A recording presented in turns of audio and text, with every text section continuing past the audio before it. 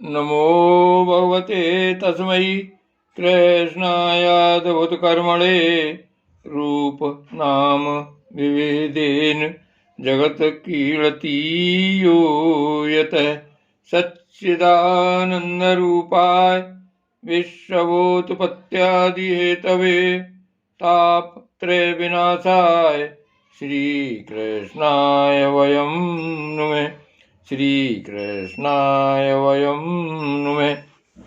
श्रीमद्भागवत महापुराण चतुर्थ स्कंद 17वां अध्याय। महाराज, पृथु का पृथ्वी पर कुपित होना और पृथ्वी के द्वारा उनकी स्तुति करना। श्री मैत्री जी कहते हैं, इस प्रकार जब बंदी जन ने महाराज पृथु के गुण और कर्मों का बखान करके उनकी प्रशंसा की, तब उन्होंने भी उनकी बड़ाई करके तथा उन्हें मनचाही वस्तुएं देकर संतुष्ट किया। उन्होंने ब्राह्मणादि चारों वर्णों, सेवकों, मंत्रियों, पुरोहितों, पुरवासियों, देशवासियों, भिन्न भिन्न व्यवसायियों तथा अन्य आज्ञानुवर्तियों का भी सत्कार किया। विदुर जी ने पूछा, ब्राह्मण, पृथ्वी तो अनेक रूप धारण कर सकती है, उसने गौ का रूप ही क्यों धारण किया? और जब महाराज पृथु ने उसे दुहा तब बछड़ा कौन बना और दुहने का पात्र क्या हुआ? पृथ्वी देवी तो पहले स्वभाव से ही ऊंची नीची थी, उसे उन्होंने समतल किस प्रकार किया? और इंद्र उनके यज्ञ संबंधी घोड़े को क्यों हर ले गए? ब्रह्म ज्ञानियों में श्रेष्ठ भगवान सनत कुमार जी से ज्ञान और विज्ञान प्राप्त करके वे राजऋषि किस गति को प्राप्त हुए?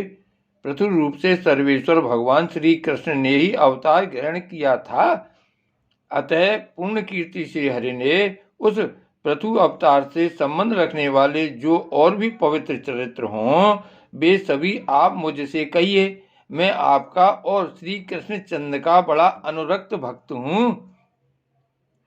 श्री सूत जी कहते हैं, जब विदुर जी ने भगवान वासुदेव की कथा कहने के लिए इस प्रकार प्रेरणा की, तब श्री मैत्री जी प्रसन्न चित्त से उनकी प्रशंसा करते हुए कहने लगे। श्री मैत्री जी ने कहा, विदुर जी, ब्राह्मणों ने महाराज पृथु का राज्याभिषेक करके उन्हें प्रजा का रक्षक उद्घोषित किया। इन दिनों पृथ्वी अन्नहीन हो गई थी, इसलिए भूख के कारण प्रजाजनों के शरीर सूख कर कांटे हो गए थे।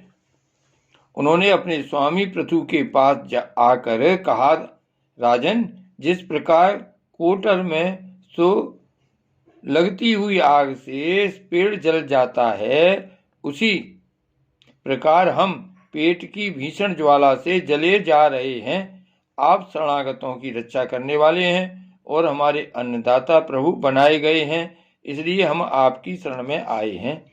आप समस्त लोगों की रक्षा करने वाले हैं, आप ही हमारी जीविका के भी स्वामी हैं। अतः राज राजेश्वर, आप हम क्षुधा पीड़ितों को शीघ्र ही अन्न देने का प्रबंध कीजिए।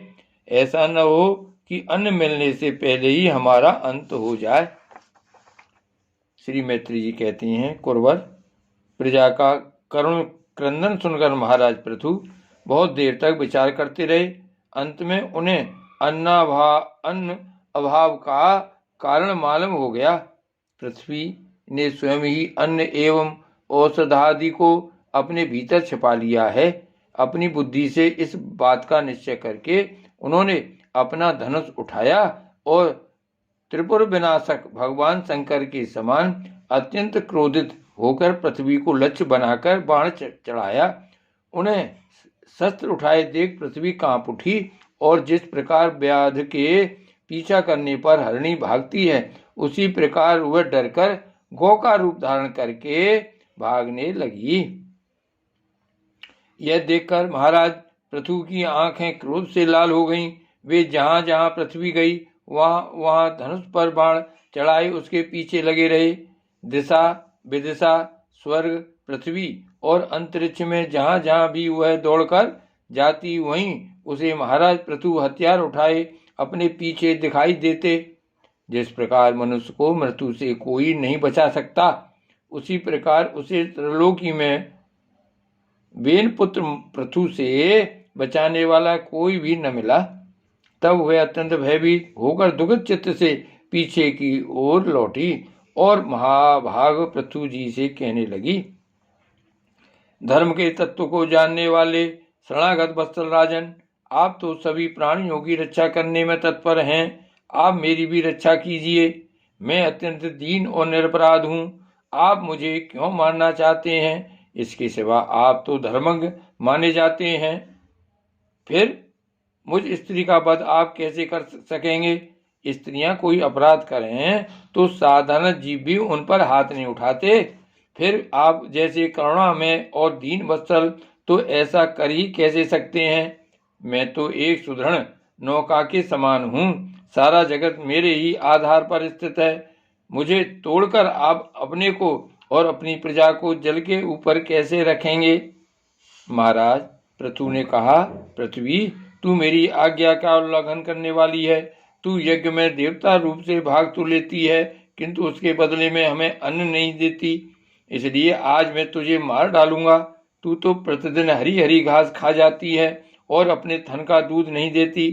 ऐसी दुष्टता करने पर तुझे दंड देना अनुचित नहीं कहा जा सकता।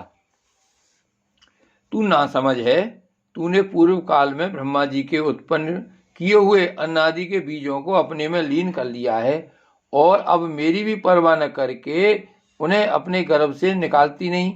अब मैं अपने बाणों से तुझे छिन्न भिन्न कर तेरे मैदे से उन क्षुधातुर और दीन प्रजाजनों का करुण क्रंदन शांत करूंगा।